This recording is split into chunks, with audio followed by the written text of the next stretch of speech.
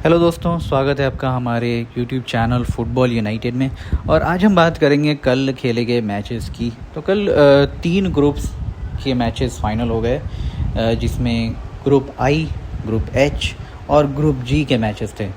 लेकिन यहाँ पे मैं प्राइमरीली जो बात करूँगा वो ग्रुप एच की करूँगा, जिसमें कि जो 4 टीमें थीं, Cape Verde, Saudi Arabia, Spain और यूरुग्वे। और सही बताऊं तो इस वर्ल्ड कप में जो 12 ग्रुप्स हैं, अगर उसमें कोई सबसे अंडरवेलमिंग और सबसे बोरिंग ग्रुप मुझे लगा तो यही ग्रुप लगा है। लकीली इस ग्रुप में एक टीम थी जिसने सबको सरप्राइज़ किया और एक तरह से उनकी सक्सेस ने सबके चेहरे पे स्माइल क्रिएट किया है, और वो है केप वर्डे।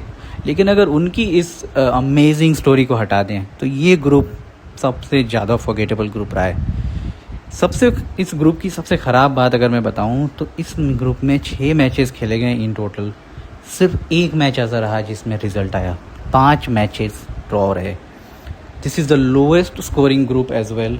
अगर मैं इस ग्रुप की बात करूं तो इस ग्रुप में सबसे कम गोल स्कोर किए गए। स्पेन ने 3 मैचेस में 2 जीते, 5 गोल स्कोर किए, कोई गोल उन्होंने कंसीड नहीं किया।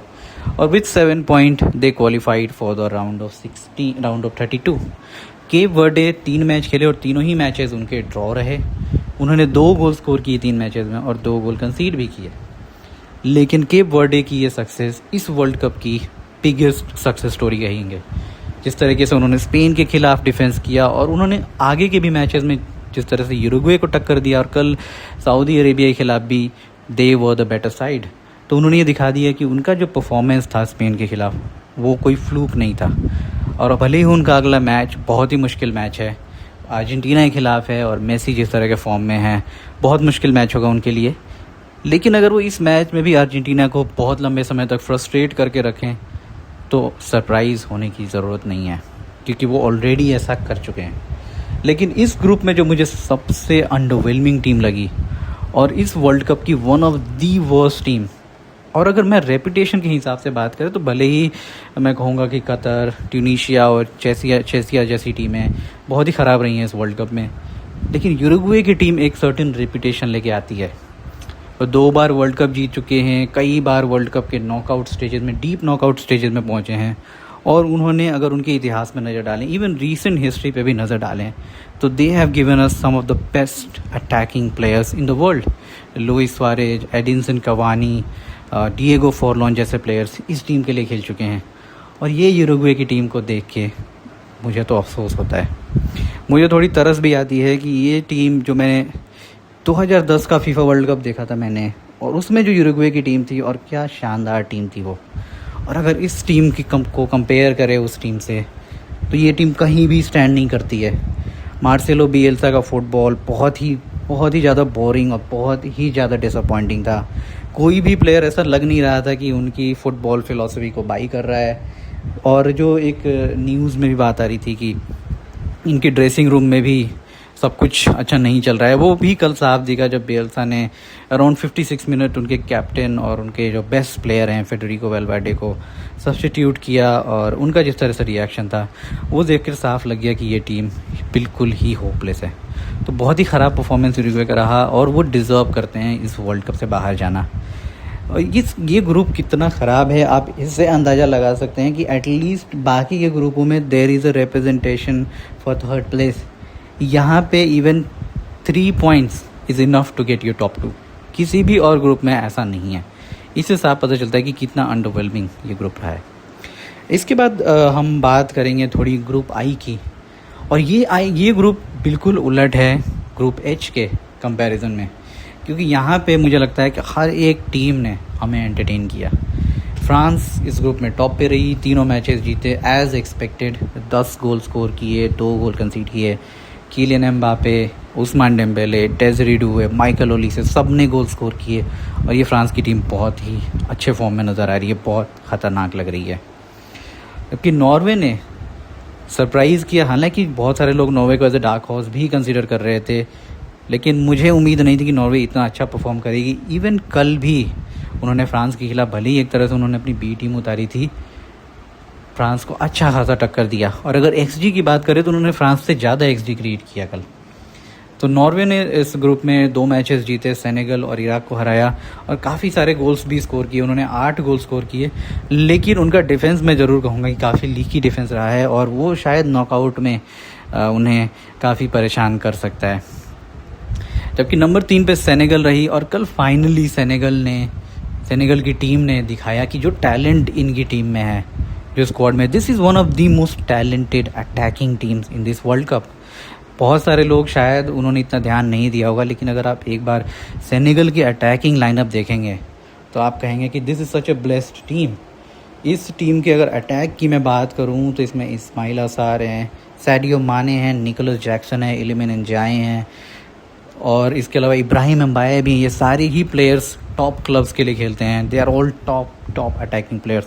और सेनेगल के साथ जो सबसे डिसअपॉइंटिंग चीज़ मुझे पहले 2 मैचेस में लगी थी, वो उनके मैनेजर का टीम सिलेक्शन और even substitutions of the bench, वो बहुत ही ज़्यादा डिसअपॉइंटिंग था।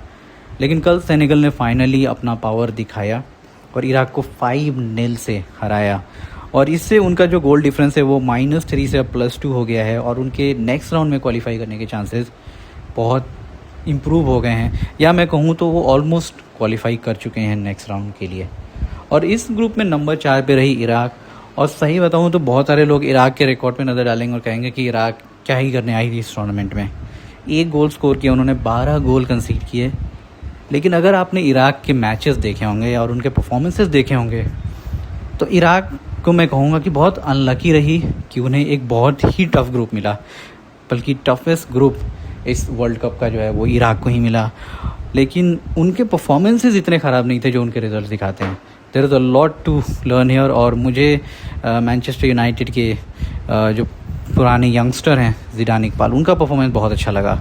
तो इराक भले ही 4th प्लेस रही और वर्ल्ड कप से बाहर हो गई, लेकिन they will learn a lot from this world cup और आगे के टूर्नामेंट्स में निश्चित रूप से ये टीम हमें और अच्छा करती हुई दिखेगी।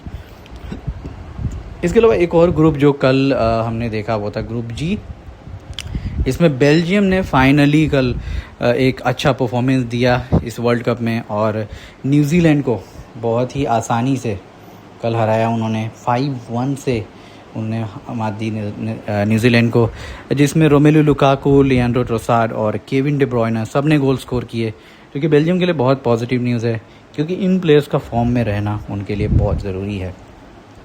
इसके बाद इजिप्ट ने 2nd प्लेस फिनिश किया और 5 पॉइंट्स के साथ 1 मैच जीत के 2 मैच उन्होंने ड्रॉ खेले और इजिप्ट नेक्स्ट राउंड के लिए क्वालिफाई कर गई है। इजिप्ट की टीम भी काफ़ी अच्छी लगी मुझे इस वर्ल्ड कप में अभी तक, और मोहम्मद साला और उमर मरमूश ऐसे प्लेयर्स भी अच्छे फॉर्म में नज़र आ रहे हैं। तो Egypt can think of going further in this tournament. जबकि ईरान मैं कहूँगा कि कल थोड़ी अनलकी रही, जो उनका गोल डिसअलाउ किया VAR ने, क्योंकि मुझे लगता है कि शायद वो गोल था, एक कंट्रोवर्शियल डिसीजन था। स्टिल उनके 3 पॉइंट्स हैं, 0 गोल डिफरेंस है और there is still a very strong chance कि Iran will qualify for round of 32। और ईरान का राउंड ऑफ 32 में क्वालिफाई करना अंडर द करंट सर्कमस्टेंसेस एक बहुत ही इंप्रेसिव अचीवमेंट है। फीफा ने और USA ने जिस तरीके से ईरान को ट्रीट किया इस वर्ल्ड कप में, it's nothing short of a disgrace. उनको हर मैच के बाद मैक्सिको वापस ट्रैवल करना होता है, उनकी लॉजिस्टिकल्स इश्यूज़ हैं, इवन उनके नेशनल एंथम के दौरान फैंस उनको बू किया जाता है। इन सारे चैलेंजेस के बावजूद भी ईरान ने अभी तक इस वर्ल्ड कप में कोई मैच नहीं हारा है, 3 मैच उनके ड्रॉ रहे हैं और बहुत हाई चांसेस हैं कि वो नेक्स्ट राउंड के लिए क्वालिफाई कर जाएंगे। तो ये रहा है ये 3 ग्रुप्स का लेखा जोखा। आज जो है बाकी के 3 ग्रुप्स जो हैं वो फाइनल हो जाएंगे, जिसमें ग्रुप J, K और ग्रुप L होगा और हमारे सामने राउंड ऑफ 32 बिल्कुल क्लियरली सामने आ जाएगा। Thank you so much for watching this video और do subscribe to my channel for more videos like that और थैंक यू।